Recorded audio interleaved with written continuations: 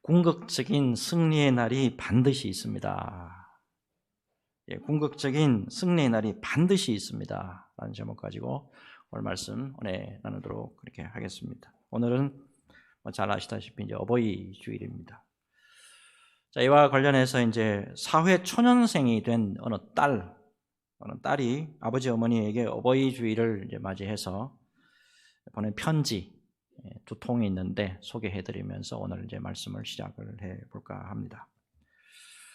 빠빠, 사랑하는 아버지, 윤희의 용, 성실히 언제나 자신의 일에 최선을 다하는 모습을 존경해요.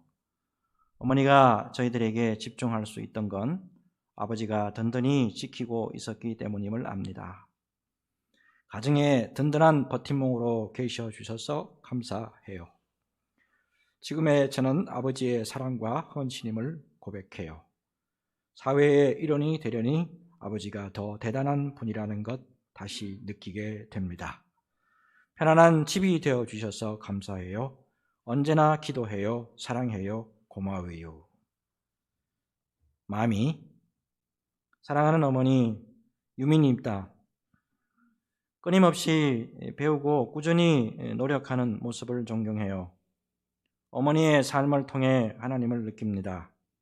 그리고 부모님의 손길이 가장 필요할 때에 언제나 저에게 온전히 시간을 내주시고 사랑으로 돌봐주셔서 정말 감사해요. 덕분에 중요한 가치를 어디에 두고 살아야 되는지를 배워요.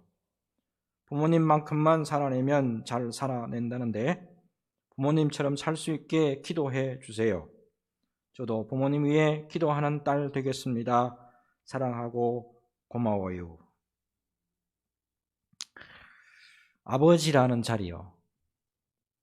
그 다음에 어머니라고 하는 자리, 이 두 자리를 지키는 것이 얼마나 중요한 것인가. 이 딸의 편지를 보면서 충분히 우리가 알 수가 있습니다.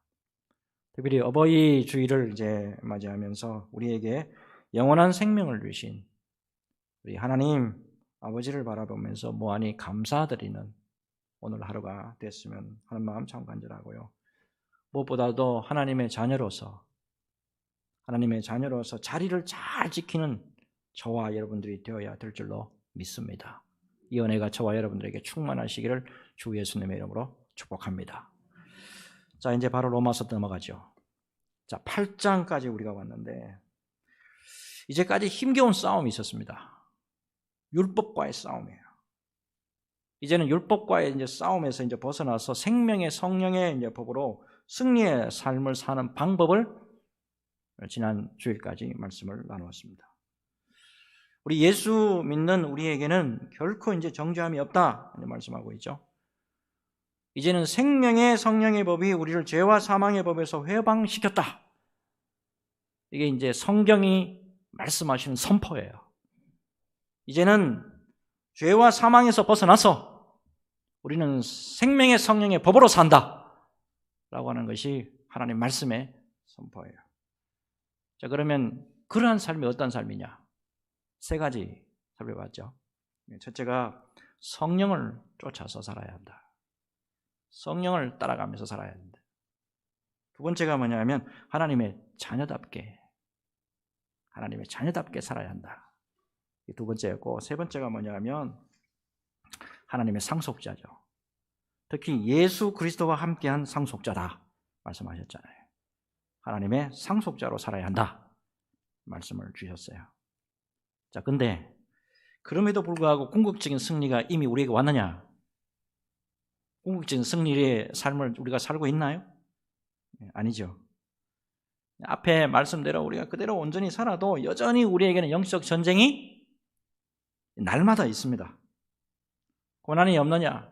날마다 있어요. 자, 이것은 무엇을 의미하냐면 우리의 궁극적인 날, 예수님이 다시 오시는 날까지 이게 계속된다는 거. 우리에게 말씀하고 있는 거예요. 자, 본문 이제 18절부터 이제 들어가겠는데 우리에게 나타날 영광의 날이 있어요. 궁극적인 승리의 날이 있어요. 그때까지 분명히 우리에게 뭐가 있느냐? 고난이 있다. 분명히 말씀합니다. 사도 바울이 이렇게 말하죠. 생각하건대 현재의 고난은 현재도 우리에게 고난이 있다니까요. 생각하건대 현재의 고난은 장차 우리에게 나타날 영광과 비교할 수 없도다. 우리가 예수 믿는 과정 가운데 영광 있습니다. 영광 있어요. 근데 그럼에도 불구하고 여전히 우리에게 고난이 있다. 이것도 말씀하고 있다 이 말입니다. 그래서 결국에는 이 기독교가 복만을 추구하는 기복신앙이 절대 아니라는 거, 이게 말씀을 통해서 알 수가 있어요. 그 다음으로 이제 오늘 본문에서 중요한 세 가지 말씀이 나와요. 자, 우리가 사는 이 현재는 고난이 분명히 있고 궁극적인 승리의 날, 곧 영광의 날까지 그 고난의 결과 세 가지 탄식이 있습니다. 세 가지 탄식. 자, 이 세 가지 탄식, 오늘 본문 보시면 탄식이라는 단어가 꽤 많이 나오는 거예요. 나오는 것을 볼 거예요. 이 탄식, 우선 세 가지 탄식이 뭐냐, 이것부터 하나 살펴보도록 하겠습니다. 첫째, 피조물의 탄식이 있습니다. 피조물도 탄식한대요. 22절 보니까 피조물이 다 이제까지 함께 탄식하며 함께 고통을 겪고 있는 것을 우리가 아느니라. 피조물, 자연을 말하죠. 자연이 탄식하고 있답니다. 우리는 피상적으로 자연은 아름답다라고 말을 해요. 그죠? 봄이나 여름이나 가을에 들판에 꽃이 빽빽하게 피어있을 때 어때요? 저절로 우리가 경탄에 맞이 아니하고 뭐라 그럽니까? 아름답다 그런단 말이에요. 근데 이거는 피상적인 관찰에 불과하다는 거예요. 자연의 내면을 들여다보면, 자연의 피조물의 내면을 들여다보면 신음하고 탄식으로 가득 차 있다는 거예요. 인간이 죄로 말미암아서 타락했잖아요. 인간의 죄와 타락이 자연을 부패시켜버리고, 그리고 온 피조물에게 고통과 탄식을 가져왔다라고 하는 것이 성경 말씀이에요. 오늘 본문을 딱 들여다보시면 피조물의 자연 그대로의 상태를 묘사하는 단어들 가운데 20절 이하를 한번 쭉 보겠는데, 20절 이하의 말씀 보면 허무, 썩어짐, 종노릇, 고통, 이런 단어가 계속적으로 등장해요. 제가 천천히 한번 읽어볼게요. 20절부터 한번 보세요. 피조물이 허무한데 굴복하는 것은 자기 뜻이 아니요 오직 굴복하게 하시는 이로 말미암음이라. 그 바라는 것은 피조물도 썩어짐의 종노릇한 데서 해방되어 하나님의 자녀들의 영광의 자유에 이르는 것이니라. 피조물이 다 이제까지 함께 탄식하며 함께 고통을 겪고 있는 것을 우리가 아느니라. 우리가 깊이 몰라서, 깊은 것을 몰라서 그렇지, 이 피조물 자연을 자세히 들여다보면 소름 끼치고 피 흘리는 약육강식의 이런 원리들이 엄청나잖아요. 거기다가 그 속에 들여다보면 신음소리, 탄식소리가 실제적으로 존재한다는 이 말입니다. 그래서 피조물들이 진정한 회복을 기다리고 있다. 이게 이제 19절 말씀으로 연결이 됩니다. 19절 한번 볼게요. 피조물이 고대하는 바는 하나님의 아들들이 나타나는 것이니 했습니다. 피조물은 예수님의 재림 때 회복된 모습으로 하나님의 자녀들이 나타나는 것을 기다리고 있다는 거예요. 왜냐하니까 바로 그때 피조물도 가장 영광스럽게 회복되기 때문에 그래요. 결국에 지금 이 모습, 자연의 모습은 타락된 자연들 모습 가운데 불완전하게 부분적으로 그 아름다움과 그 축복을 우리에게 나눠주고 있는 것뿐이라는 거예요. 그 피조물은 주님이 다시 오셔서 그것을 완전히 회복시키기를 지금 탄식하면서 이 피조물도 기다리고 있다는 사실이에요. 자, 여기까지가 첫 번째 탄식이에요. 이거는 별로 우리에게 그렇게 가슴에 와닿지 않아요. 근데 문제는 두 번째 탄식입니다. 이게 이제 가슴에 우리에게 다가오는 거예요. 자, 두 번째 탄식이 있다 그러죠? 예수 믿는 사람들에게도 탄식이 있답니다. 자, 23절 우리 같이 한번 읽어볼게요. 23절 같이 읽겠습니다. 시작. 그뿐 아니라 또한 우리 곧 성령의 처음 익은 열매를 받은 우리까지도 속으로 탄식하여 양자될 것, 곧 우리 몸의 속량을 기다리느니라. 자, 여러분 질문 하나씩 이제 드려볼게요. 이때 우리 나오잖아요. 우린 누구를 가리킵니까? 예수 믿는 사람들이에요. 우리도 탄식한답니다. 자, 언제까지 여러분 탄식합니까, 그러면? 이런 탄식이 언제까지 가는 거예요? 예수님 오실 때까지. 자, 근데 우리라고 한 다음에 또 뭐라고 말씀하시냐? 잘 보세요. 우리 곧 성령의 처음 익은 열매를 받은 우리까지도 이렇게 말씀하고 있어요. 자, 여기서 성령의 처음 익은 열매, 성령의 처음 익은 열매, 이건 또 뭐를 의미하는 걸까요? 이때 열매는 단수가 아닙니다. 이때 복수예요. 자, 쉽게 말씀드릴게요. 예수 믿고 얻은 구원의 기쁨, 평강, 축복 등을 의미합니다. 이거는 지금 현재 우리가 이렇게 누리고 있는 것을 말씀하는 거예요. 자, 근데 여러분 이제 중요한 게 한 가지가 있습니다. 자, 지금 우리가 예수 믿고 누리는 기쁨, 축복, 사랑, 은혜, 이게 지금 누리고 있는 게 다일까요? 여러분, 이게 다일까요? 여러분, 우리가 지금 누리고 있는 구원의 기쁨과 평안과 사랑과 축복, 이거는요, 나중에 위대한 축복이 우리에게 올 텐데 그것에 비하면 서곡에 불과하다 이 말입니다. 자, 마치 이거예요. 그림 잘 보이시는가 모르겠어요. 출애굽한 정탐꾼들이요. 출애굽한 정탐꾼들이 가나안 땅을 정탐하고 이제 하면서 이제 들고 온 포도 열매하고 같아요. 포도송이가 얼마나 큰지 두 사람이 끼고 이렇게 와야 돼요. 여러분, 이게 무슨 뜻이냐면 가나안 땅의 축복이 얼마나 대단한가를 이미 이제 서곡으로 알려주는 그런 모습이잖아요. 대체로 이 부분에 대해서 젊은 분들은 아니, 포도송이가 아무리 상식적으로 생각해도 얼마나 크길래 두 사람이 메고 오냐, 뻥이 심하다. 뻥이 심한 게 아니에요. 이스라엘, 제가 직접 사진 보여드릴게요. 포도 한 송이예요, 이게. 이 정도로 크니까 두 사람이 메고 와야 되는 거예요. 무슨 말씀을 드리고자 하는 겁니까? 하나님은 우리가 예수 믿을 때 천국에서 누릴 축복을 미리 맛보게 해줘요. 여러분, 현재 우리가 누리는 기쁨과 평안과 승리감과 사랑 있어요. 그러나 이거는 서곡에 불과하다 이 말입니다. 이 서곡, 시작에 불과한 거, 이거 바라보면서 좀 더 궁극적인 축복을 바라보게 하는 것이 하나님의 의도란 말이에요. 자, 근데 여러분, 우리의 신앙생활 한번 들여다봅시다. 예, 여러분, 예수 믿는 가운데 축복 없는 게 아니죠. 분명히 축복이 있습니다. 그죠? 근데 제가 질문 드려볼게요. 여러분, 축복을 많이 경험합니까? 고난을 많이 경험합니까? 솔직히. 네?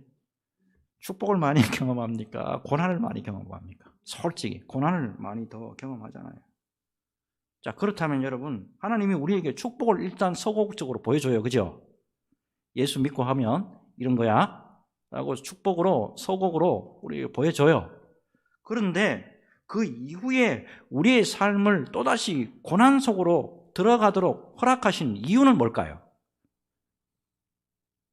축복을 이미 보여주셨는데 그거 보여주시면서 고난 속으로 밀어넣는 것은 왜일까요? 자, 그게 29절하고 30절과 연결이 됩니다. 자, 사도 바울이 왜 우리 신앙생활하는 가운데 고난이 있는가? 29절, 30절에서 이렇게 설명합니다. 29절부터 먼저 볼게요. 같이 한번 읽어볼까요? 같이 읽겠습니다. 시작. 하나님이 미리 아신 자들을 또한 그 아들의 형상을 본받게 하기 위하여 미리 정하셨으니 이는 그로 많은 형제 중에서 맏아들이 되게 하려 하심이니라. 아멘. 우리를 구원하시고자 작정하시고 부르셨죠? 우리를 구원하시려고 부르시고 작정하시고 부르셨어요. 그리고 축복을 하셨단 말이에요. 자, 특히 우리에게 고난을 그러면 허용하시는 그런 섭리는 그 이유가 뭐냐 하는 거예요. 자, 오늘 말씀 분명히 나오죠. 그 아들의 형상을 본받게 하기 위함이다. 하나님의 아들이신 예수 그리스도를 본받아서 성숙하게 만들기 위해서 고난도 아울러서 우리에게 주신다라는 거예요. 아울러서 30절 딱 연결해서 보면 최종적으로 성화뿐만 아니라 영화, glorify, 영화에 이르게 하시기 위해서다라는 걸 알 수가 있습니다. 30절 같이 읽습니다. 같이 읽겠습니다. 시작.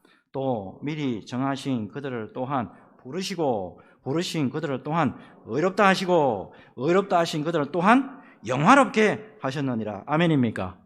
여러분, 이게 우리가 하나님의 엄청난 축복을, 약속을 받고도 난 다음에 이 땅에서 고난을 경험하면서 살아야만 한 이유예요.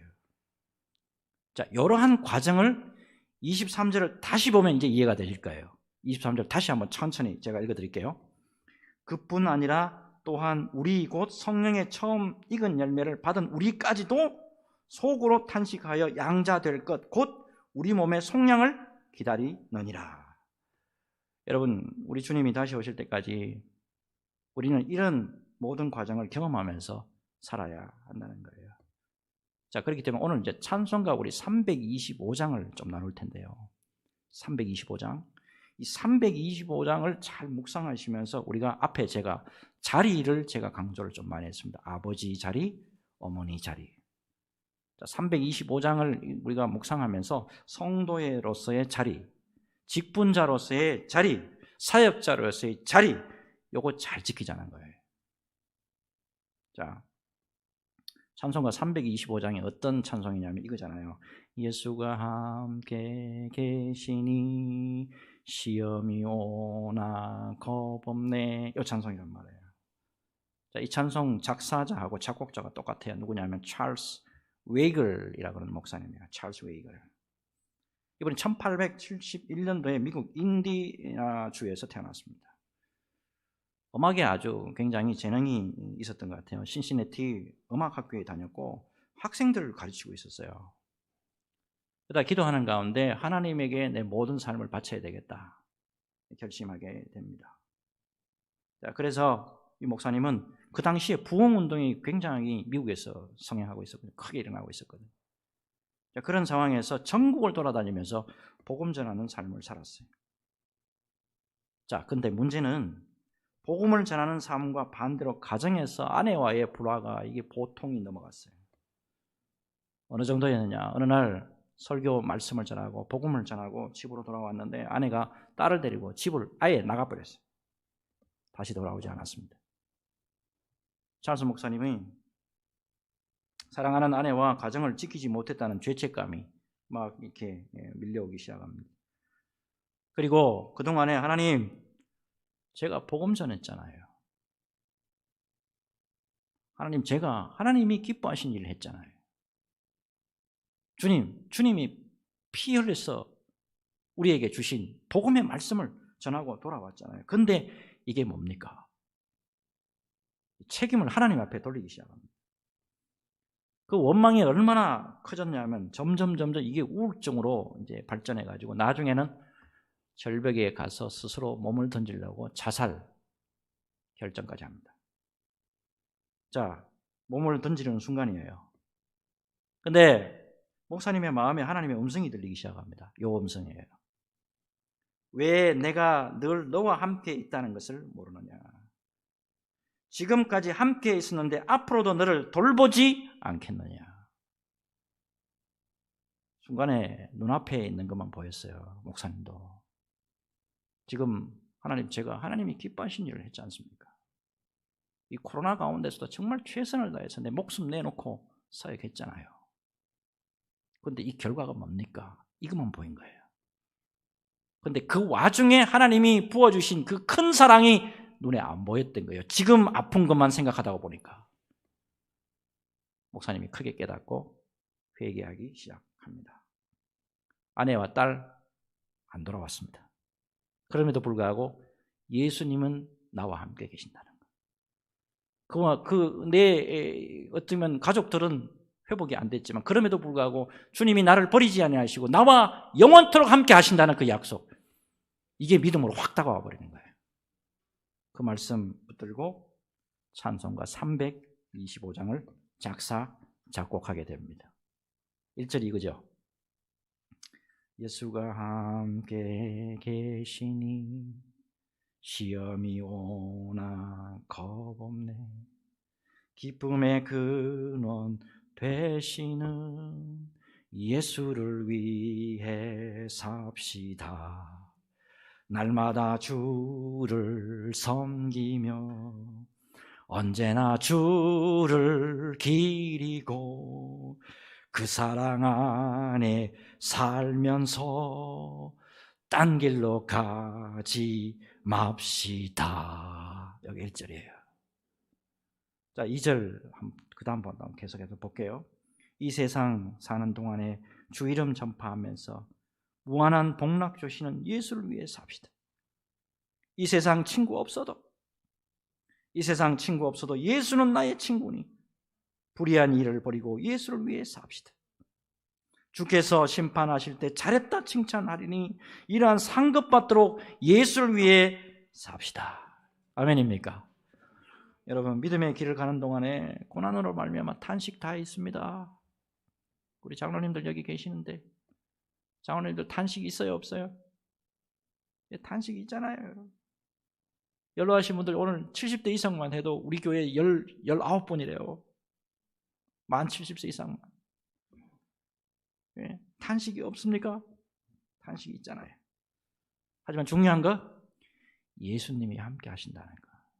그럼에도 불구하고 예수님이 우리와 함께 하신다는 거 이거 잊지 마시고 고난과 탄식 가운데서도 소망을 굳게 잡고 우리 자리를 잘 지킬 때 승리의 주님이 우리에게 승리를 주실 줄로 믿습니다. 이 믿음으로 승리하시는 저와 여러분 되시기를 주 예수님의 이름으로 축복합니다. 마지막 하나의 탄식이 더 있대요. 자, 피조물도 탄식하고 또요 사람도 탄식하고요. 또 누가 탄식할까요? 성령님이 탄식하신대요. 26절 같이 한번 읽겠습니다. 시작. 이와 같이 성령도 우리의 연약함을 도우시나니 우리는 마땅히 기도할 바를 알지 못하나 오직 성령이 말할 수 없는 탄식으로 우리를 위하여 친히 간구하시느니라. 아멘. 여러분, 성령이 왜 탄식합니까? 앞에 이미 말씀을 봤죠. 앞에 이미 말씀을 봤는데 피조물을 보시면서 일단 탄식하십니다. 하나님의 영광을 위해서 창조된 게 피조물이잖아요. 근데 그 영광을 잃어버리고 고통과 살육의 경쟁 속에 있는 것을 보시고 성령님이 탄식한대요. 그 다음 탄식이 더 문제예요. 자, 하나님의 영광스럽게 창조된 이 피조물이 하나님의 형상을 따라서 지원받은 이 피조물, 이 인간이 하나님의 뜻을 따라서 살지 못할 때 하나님이 특별히 성령님이 탄식하시는 거예요. 분명히 예수 믿고 성령 받은 하나님의 자녀들인데 능력을 잃고 비틀비틀거리고 경건의 모양만 있고 경건의 능력이 없는 거예요. 이때 성령이 탄식하신다는 거예요. 자, 근데 이제 중요한 거는 여러분 우리 말씀을 이거 26절을 잘 이해를 하셔야 됩니다. 자, 지금까지 탄식하시는 성령님에 대해서 말씀하셨는데 성령님은 절대 탄식만 하신 분이 아니에요. 저거 어떡하냐. 아니, 목사가 돼가지고 어떻게 저렇게 하냐. 탄식만 하시는 분이 아니라는 사실이에요. 가장 중요한 게 뭡니까? 우리를 위해서 기도해 주신다는 사실입니다. 누가요? 성령님이에요. 때때로는 우리 그렇잖아요. 우리의 삶이 너무 팍팍하고 힘들어가지고 무엇을 위해서 기도해야 될지 모를 때가 있지 않습니까? 그때 성령님께서 말할 수 없는 탄식으로 우리를 위해서 기도를 해 주신다는 거 아닙니까? 여러분, 특별히 성령님이 우리의 연약함을 도우신다고 할 때 오늘 보니까 이와 같이 성령도 우리의 연약함을 도우시나니 했잖아요. 이 돕는다 두 가지 의미가 있습니다. 첫째, 부모가 어린아기의 걸음마를 도울 때 사용합니다. 아기가 걷다가 쓰러지잖아요. 이게 다리에 힘이 없으니까 걷다가 쓰러진단 말이야. 그때 아가야, 아이고 그래서 어떡하니? 다시 일어나. 너 일어날 수 있어. 얼마든지 다시 할 수 있어. 이렇게 격려하면서 다시 일으켜 세워주시는 이 도움. 이때 할 때 첫 번째 도움이에요. 두 번째 도움이 있는데 그거는 어떤 거냐 하면 너무 한 사람이 무거운 짐을 지고 있는 거예요. 너무 무거운 짐을 지고 지금 헉헉대고 있는데 어느 한 사람이 갑자기 나타나는 거예요. 갑자기 나타나셔서 그 짐 나에게 줘. 대신 져주는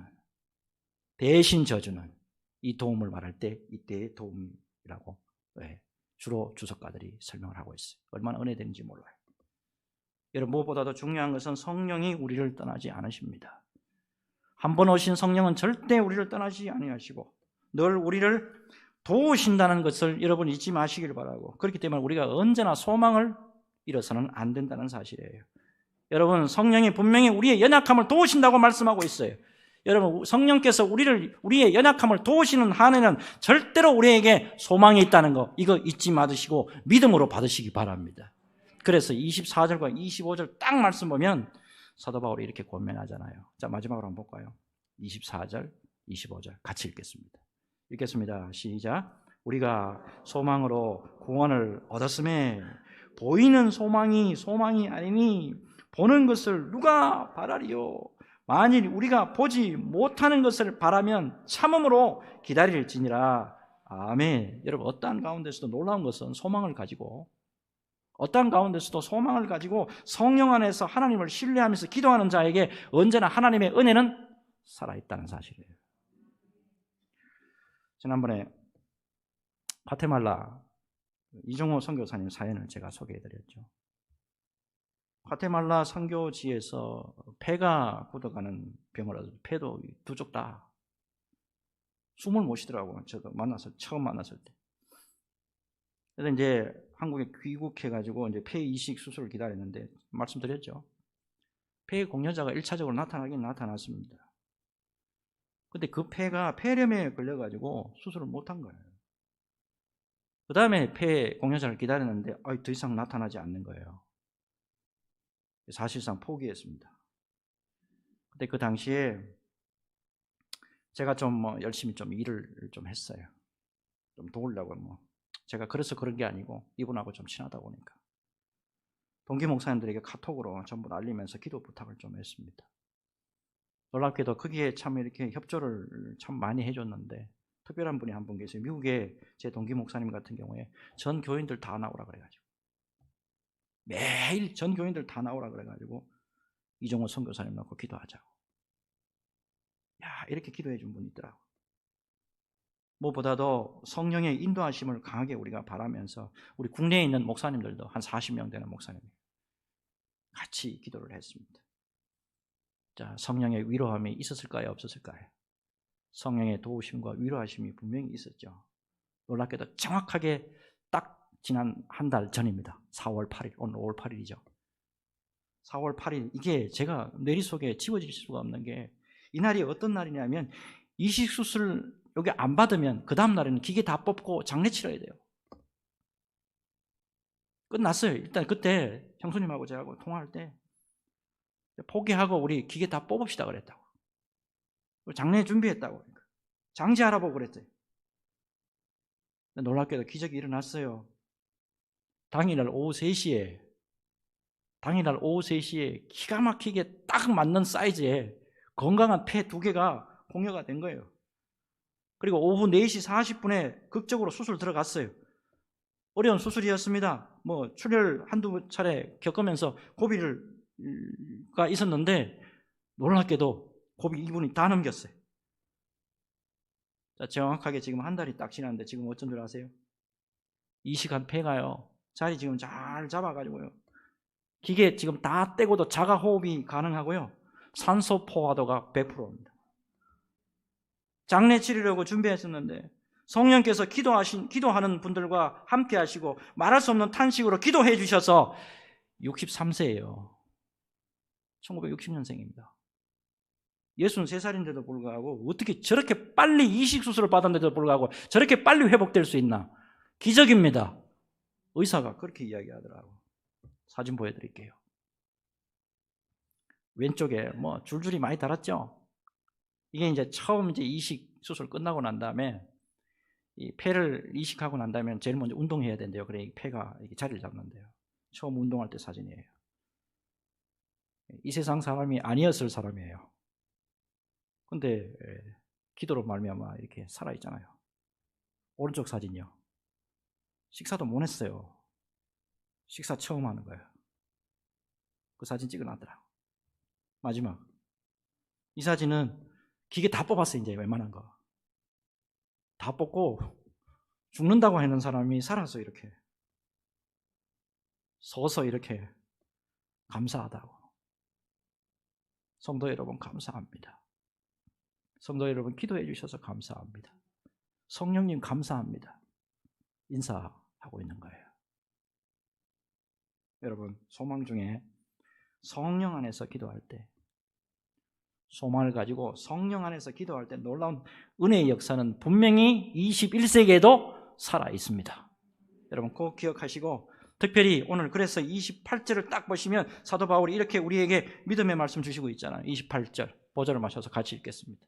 28절 같이 읽습니다. 시작. 우리가 알거니와 하나님을 사랑하는 자 곧 그의 뜻대로 부르심을 입은 자들에게는 모든 것이 합력하여 선을 이루느니라. 아멘. 한 번 더 합시다. 한 번 더 읽겠습니다. 시작. 우리가 알거니와 하나님을 사랑하는 자 곧 그의 뜻대로 부르심을 입은 자들에게는 모든 것이 합력하여 선을 이루느니라. 아멘. 여러분 모두가 탄식할 수밖에 없는 상황입니다. 그럼에도 불구하고 성령 안에서 믿음으로 기도할 때 주님이 살아계셨단 말이에요. 우리에게도 살아계시는 줄로 믿습니다. 언제나 주님 성령 안에서 우리가 기도하면서 성령으로 살아갈 때에 성령의 하나님이 우리와 함께 하시고 우리 교회와 함께 하시고 우리 가정과 함께 하시고 우리 모든 성도들과 함께 해 주실 줄로 믿습니다. 이 믿음으로 승리하시기를 주 예수님의 이름으로 축복합니다. 축복합니다. 우리 같이 한번 기도하겠습니다.